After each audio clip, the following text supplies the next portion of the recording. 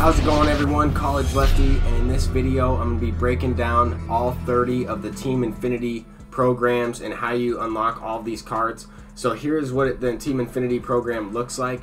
It is similar to a Team Epic from MLB The Show 18, and basically what you're going to do is you're going to complete March to October on Hall of Fame difficulty in order to redeem this card that I'm going to be showing you for each team, or you're going to complete a series of missions while using that team's card. And the first one we're going to be looking at is the Orioles version of Zach Britton. We saw this card in MLB The Show 18. He was an event card. It was a sellable as well, and this card's very good. He definitely has a good variety of pitches as a left-handed reliever.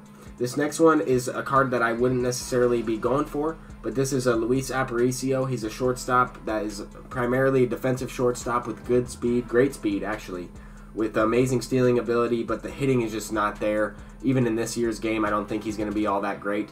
The Angels Team Affinity Diamond is the Garrett Richards, who has very nice velocity. This card will be someone who I would want to go after.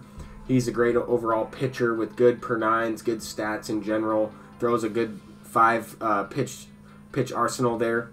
But here we go with the Braves in first baseman Fred McGriff.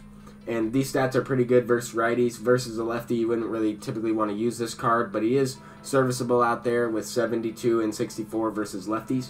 This next card is a card that you would want to use versus lefties. This is the Diamondbacks version of Justin Upton, a card that we saw as an event card from previous in MLB The Show 18, and a little bit nerfed on the left-handed power area, but still nonetheless a very good card overall.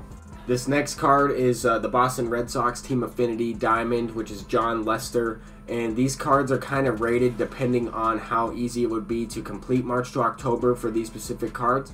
The teams that are more of a long shot, or MLB teams that are not necessarily contenders making the postseason, are going to have higher overall diamonds. But the Cleveland Indians version of Michael Brantley is the Indians card, and he's very good overall. Doesn't have all that much power, but nonetheless a very good overall player with decent defense, good speed, and great contact. The A's have Josh Donaldson. We did see this card during the pre-launch developer live stream, but the stats were not revealed. I was expecting a little bit more power versus lefties, but at the same time, definitely a good overall card. Early third baseman. I don't know if he's end game, but definitely good overall to start your team with if you're an Oakland A's fan and want to get that Josh Donaldson. The Miami Marlins Diamond is Miguel Cabrera. This is a card that I would want to be going for. He's got great overall stats with decent defense. Doesn't really play any secondary positions though, so he's stuck at third base, but still a very good card overall. The Reds have 2 cards I want to talk about in Johnny Cueto, and then another one that I want to include as well. But pretty good stats here from this Johnny Cueto. 5-pitch arsenal. Very good pitches. Wish he had a little bit of a slower changeup, but I did use that card in MLB The Show 18. Very effective. And actually the first card you can redeem in this program, or in the Reds program, is also usable. And this CHAPMAN doesn't have any control whatsoever, but definitely has the velocity, has the pitch selection, and is a lefty reliever. At a silver, I mean, this card's going to be usable, I think, if you're able to use analog or the meter, whichever way you're pitching, if you're able to control your pitches. The Colorado Rockies have this Dante Bichette, so that is a good card to keep in mind. Definitely one of the better hitters out of the bunch, and a card that I would like to use as a bench bat more so than anything else, because that fielding kind of scares me out there in the outfield. But anyway, the Yankees have David Robertson, relief pitcher, who's very good. Doesn't really have that much control either, but definitely has the other stats that you're looking for in hits per 9, Ks per 9, clutch attribute, home runs per 9, which they said is going to matter in this year's game. Not too sure how that's going to be affected. I'm curious to get into the gameplay once I play some ranked seasons games and do that. This Hal Newhouser is one of the cards for the Detroit Tigers, and I really want to go after this card. This card looks amazing. He's going to rival Bob Feller, in my opinion. He's a kind of a left-handed version of Bob Feller, similar to that Vita Blue, who I talked about in the previous video, who you get by collecting the AL West, if I'm not mistaken. But this one is the Seattle Mariners Jay Buhner. Definitely a good card. We saw this card revealed, but we didn't see his stats, and his stats are amazing. He's definitely one of the better hitters with that amazing arm strength. Only thing he lacks in this category is vision and speed, which, I mean, you can kind of make up for that with user input and just hitting home runs. You don't really need that speed anyway.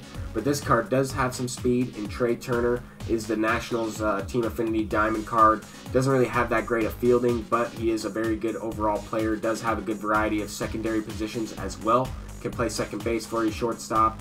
The Brewers Team Affinity card is Raleigh Fingers. This card is actually really good. He's amazing. This is a card that I would want to be looking out for and be going after because he does have the forkball. He has a sinker. He's got a good variety of pitches. Definitely has a lot of control. Great hits and walks per 9. Just an overall very good relief pitcher. And the Dodgers have Don Sutton, who's also a really good card. I'm kind of surprised that the Dodgers have such a high overall starting pitcher as their March to October and Team Affinity program reward, because the Dodgers are always in contention, but at the same time, you're going to be able to get that card. He's a great pitcher. A lot of people used him in MLB The Show 18 because that was the meta. I'm curious to see how he's going to be used in this year's game.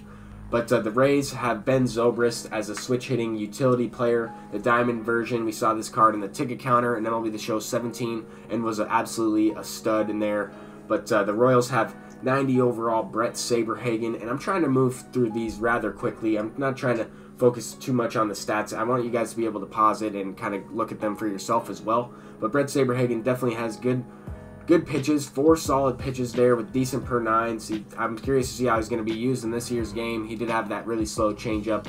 This Darvish has that really slow curveball, that 12-6 curveball, along with a good variety of pitches. Doesn't really have the best control, and I never really had success with using this card in the past, but maybe in this year's game he's going to be good. I don't know.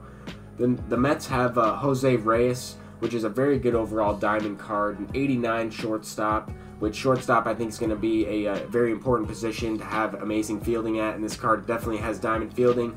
Good solid fielding all around if you don't necessarily have a creative player or a solid live series gold or even Diamond there to start your team off. Maybe you're a Mets fan and you want to grind that out. For the Pirates, we have Felipe VAZQUEZ, who recently changed his name, but definitely has an amazing repertoire for a left-handed reliever.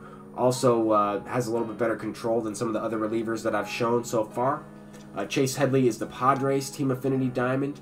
Definitely a good card, switch hitting card with decent power versus both sides. Overall gold hitting and overall gold fielding. Not the best card, but definitely a 4-tool player, I would say, or at least an all-around average player. He might be more viable in this year's game because of the way the game's played. You might need that all-around player. And this card is definitely one of the best hitters, the Encarnacion from the Toronto Blue Jays Team Affinity program. And doesn't have any fielding whatsoever. I would not consider using this card in any position other than first base, but definitely a good bench bat with amazing hitting stats, especially versus lefties. This card has an amazing swing, or at least has had an amazing swing in years past. I'm curious to try that card out. But Brian Dozier, the power hitting second baseman, is the Twins program reward, and this card's definitely really good. I used this card from a Conquest Extreme in MLB The Show 18, and this card was definitely amazing to have on the squad. I used him almost halfway through the season. I even used him later on in the year in events and everything. But I thought this card is pretty interesting. For the Houston Astros, they have Dallas Keuchel, a flashback version, a left-handed starter who has good overall stats, similar to a similar pitcher to that John Lester without the sinker, and a little bit of a different variety. Doesn't have the sweeping curve, has a slider or whatever the case is, but definitely a good card. The card for the Philadelphia Phillies is this Richie Ashburn, flashback legend Richie Ashburn from 1958. Has no power at all, but definitely a good contact hitter overall. I expect this card to be a lot more usable than he was in MLB The Show 18. I know when this card first came out, he was going for quite a bit amount of stubs on the market. He was tied to the Phillies collection reward in last year's game, and I figured this card would be actually pretty good in this year's game. For the Cardinals, and now we only have a couple more left, but for the Cardinals we have Bob Gibson with amazing pitches, very nice velocity there.